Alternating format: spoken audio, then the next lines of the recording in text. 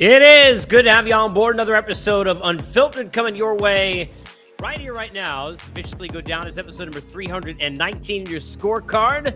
You can get on board 24/7, 365. It is easy. Apple, Spotify, everywhere where you get your favorite podcasts. And also you can check out the YouTube channel. Just simply search up Unfiltered with Casey Stern. Like, follow, subscribe, and get on board. Catch all the videos, all the interviews, all the commentary through 300 now. 18 into 319 episodes worth. There is a ton to get to. This episode will be a Mets-centric version of the podcast, so we get a lot of Metsies things in here. You want to jump on board and bring your questions, your comments on what I have to say. Obviously, you can get them in the YouTube comments. If you're listening, you could jump in on Twitter, X, if you will, at Casey Stern, and let me know along the way. There's a lot I want to get to along the way on this show today as we assess where the Mets are heading into the weekend series against the Cincinnati Reds, a big one currently as I do this, a 5-game advantage over Cincinnati and over San Francisco in the wild card.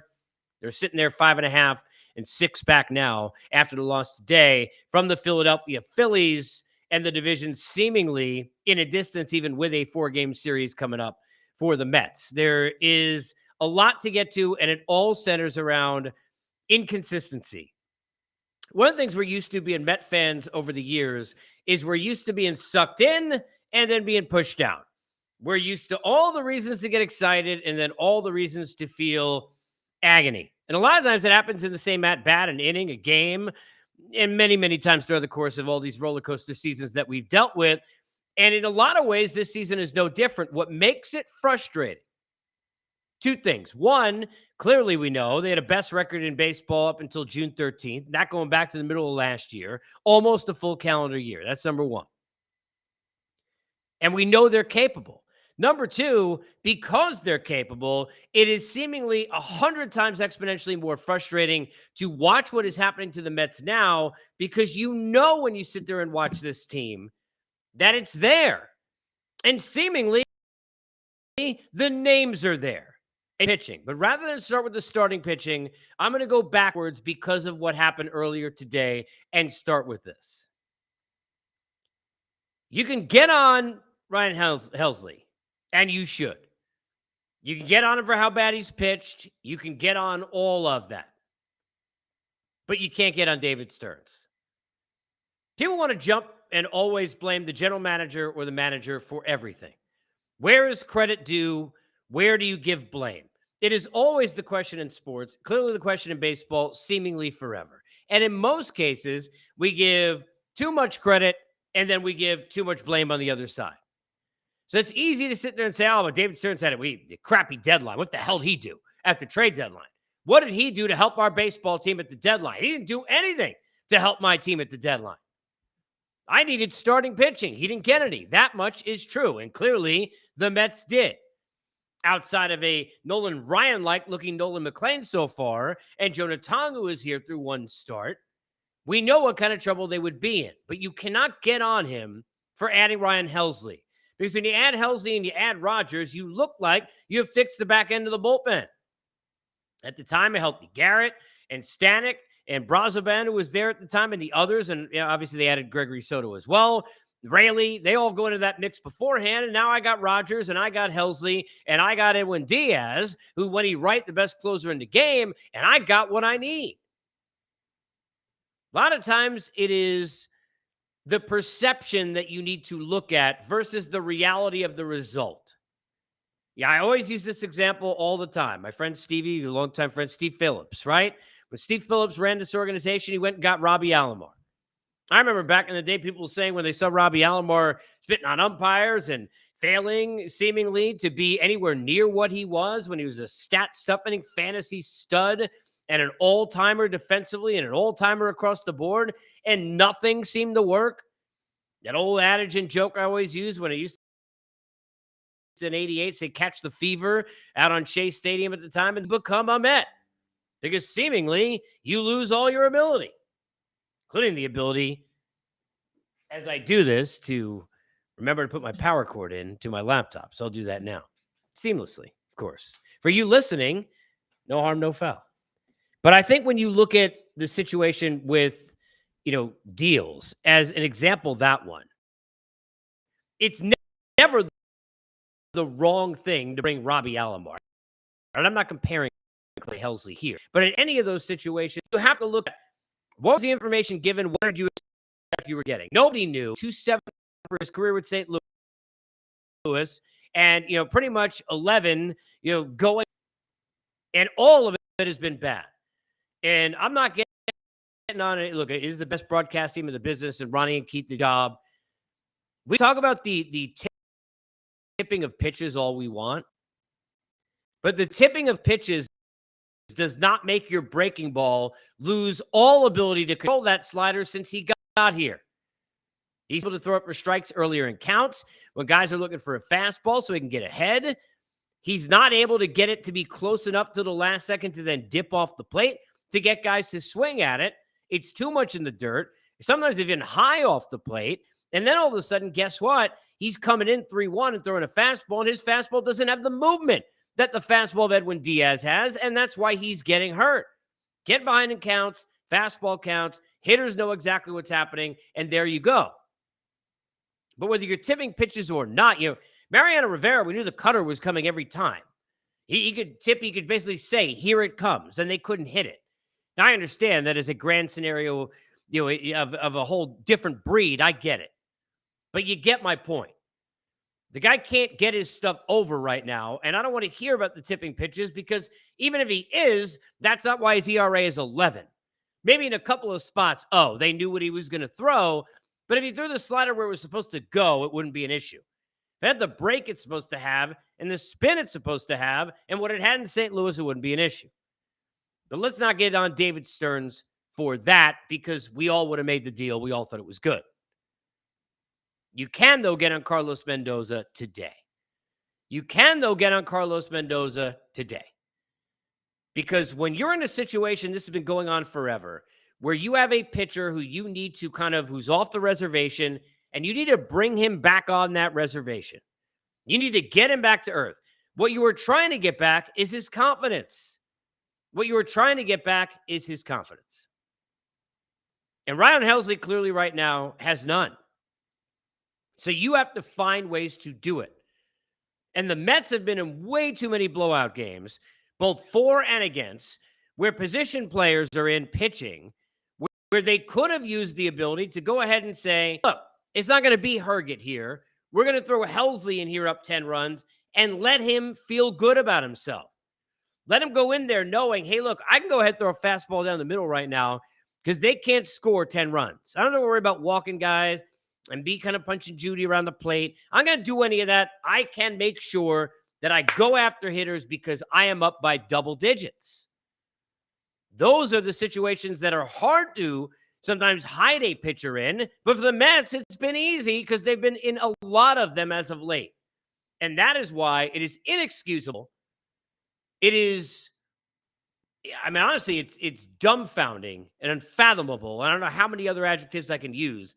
That in a one-run game, down 3-2, Marte hits into the ground on the double play. You're down 3-1. You think you cut it closer, but you're right there. They're already in their pen. They brought Vest in. They're right there.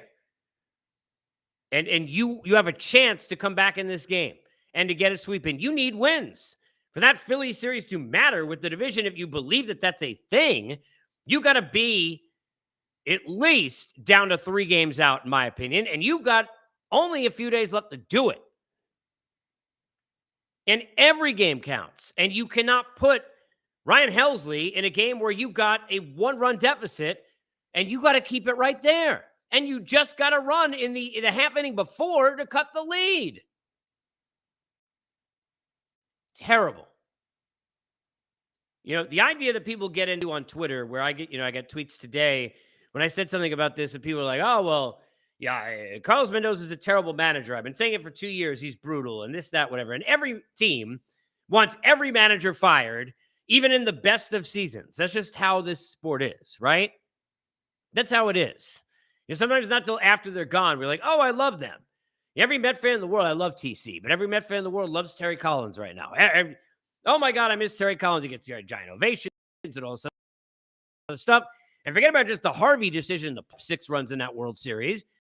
There were a million times where Met fans were like, oh my God, Terry Collins got to go. Carlos Mendoza, pretty good second half last year. Pretty good overall first season. Look what's happening now. You got to feel pretty good. Sorry. Not perfect. I get it. But in this situation, brutal. You cannot go to Helsley in a spot where, A, you're putting the pressure on him, where he knows that it is that tight, that margin against that team who, by the way, you waxed in the first 2 days. But if you haven't noticed, they paced the American League with their record for most of the year. They're running away with the Central. They're going to make the playoffs. And you got a chance on a series you missed Scooble to go get in there and get out with a sweep. Can't do it. And I don't know what the hell they're going to do with Helsley, pun intended. But whatever the Helsley they decide to do, it can't be in a one-run game. You're down 5, you're up 5. That's it. Those are the rules. You don't feed a gremlin after midnight. You don't get him wet. You don't put Helsley in the game up or down a run. That's it until you get him back. And if you can't get him back to you, babe, then he's out, babe. That's it. And it is what it is. If you spill milk, you don't just leave it there. You got to clean it up. And at this point, they got to clean it up with Helsley. And they got to figure out other alternatives. He had no business being in that game. Overall, the starting pitching has been the problem. We get it. Nolan McLean has been unbelievable and has won his first 4 starts. And you could talk about all the different things in the last start, the fact of how he didn't have his best stuff early and then kind of found himself, ends up retiring 14 in a row to end, his outing. Went 6, could have probably gone longer, right? If they needed him. You feel great about a lot of the things that you've seen. The stuff, though, is off the charts. Even if he wasn't getting the results to the level he's getting now, what are 2-2 ERA of 5, right? You can't go off the reservation with him. You got to lock in because the stuff is just, forget about it. You don't need to know the spin rates to watch the way the ball's tailing out of the zone or dropping off the face of the earth. And the terrible swings and misses from some of these hitters. So with McLean and the injection of McLean, who right now for me, the way David Peterson has pitched, McLean is game 1. I don't care who it is. I watched the Cardinals win a World Series, right? And I'm trying to think. I don't even remember the guy's name in 2006. Right now it's escaping me, and I know his name. Oh, my gosh. It is going to drive me crazy. I will think about it after this. But who started game? We've seen weird game 1 starters all over the place, all right? And you certainly have seen rookies step in and take over and be a story. The way David Peterson has pitched, Nolan McLean's your game 1 starter right now. Peterson's probably game 2. After that, I don't know where they go. Jonah Tom's pitched 1 start. Let's give him some time. But I don't know where they go. And the 2 big problems clearly are Sean Manaea and Kodai Senga. And I feel differently about these 2. I feel more empathy for Manaea. I feel more empathy for Manaea because you could see how it could be difficult when you miss that long of a stretch in the season to then, hey, this is his spring training, like get underway, figure himself out. And you could tell early on that was frustrating him was the fact that he'd come out there in 3-4 innings, he struck out 8, give up no runs, and then clearly was getting tired. And those outings needed to be short, and they needed to have him on a short leash. Treat him more like a Clay Holmes, you're transitioning from a bullpen to be a starter than what they, normally had seen from him last year, where he can go deep into games. And really, they were riding him like Seattle's slew. I feel for him. You could tell he's frustrated, but he can't find it right now. And he doesn't really do. Look, I know he's pitched in the bullpen before, but not because he was pitching well as a starter. It wasn't like a voluntary thing. It wasn't like, hey, Wade Davis went to the bullpen once and became a great closer in a World Series. It wasn't like that. So I don't even know what you do with Manaea. Senga, to me, it drives me nuts. Dude's got the stuff. I get he came back from the IL. We can talk about the IL all you want. But he has the stuff. He's got the pedigree. We've seen it before. He pitches great for half the year. And I don't even know what the hell's wrong with him. Everything's over the middle. And the start that I noticed it where I was like, wow, they may never get him back this year if he doesn't find his stuff. Because the opposite of McLean, where it's like, even if these outings were bad, the stuff is there. Go back to the game against the Giants, and Chapman got him twice for homers. Might have been on a Sunday night. I think it was. And he gave up 2 homers to Chapman. And I'm telling you, cookies over the middle. He has hit more middle, more dead center than anyone, I don't care how well they pitch, is ever going to be successful doing. And he has missed. You go look at where Torrens is setting up or Senger and look where the ball is. His level of accuracy about knowing where he's throwing it and his control right now is completely terrible. It's awful. And I don't know what the hell you're going to do with a guy. You can't put him in the pen. You're going to walk dudes and give up a homer. There's going to be a bloop and a blast, and you already lost the game. So they are in deep trouble. And I don't need to tell you, if you haven't already figured it out, no matter how good the offense has been, and it's been amazing now for weeks, right? No matter how great it's been, going anywhere if they don't figure out how to pitch. You can't win in October. You can't win, as Adrian said to Rocky once. You can't win in a postseason without pitching. And right now, their starting pitching overall is garbage. And you're asking 2 kids to carry you. And look, it's a nice story. But again, when do we get to the point of how many innings have they pitched? And they've never pitched in October, and they've never done this, and they've never done that. And you can't ask them to do it. Do you remember what Manaea looked like his last start in the postseason last year, where you're like, dude, this guy's got nothing left? What are these kids going to have left when they get into that spot? The Mets can't win this way. You don't win 8-7 in October. You can't do it. Not consistently. You just can't. Excuse me. They're in trouble. So I'm curious, if you were to build the Mets starting rotation right now, and you were to take 1 through 5, and you were to say, okay, here's game 1, game 2, game 3, and you want to use 3, how you want to use 4 starters, however you want to do it. These starters are going to the pen. This guy's off the roster. How are you handling the Mets rotation now? Let me know on Twitter at Casey Stern. Let me know in the comments on YouTube. Listening on Apple and Spotify, let me know in either of those places. I want to hear from you because I don't know the answer. I don't know the answer. They're not good answers. Luckily, the offense been scoring touchdowns. Easier. And there's clearly a couple of things to point out there. And I'll give you 1 or 2 that look, the first thing is you got to be the level of what Juan Soto is. To have the bad year where he's not clutch and he doesn't get big hits and we don't think he cares and this and that and the other thing. And look, I'm not saying there's not some value to some of that. There has been value to some of that. There has. There's been value to some of that. But the guy's sitting here after this most recent torrid stretch. He's got 37 home runs. He's going to end up probably with 100 ribs.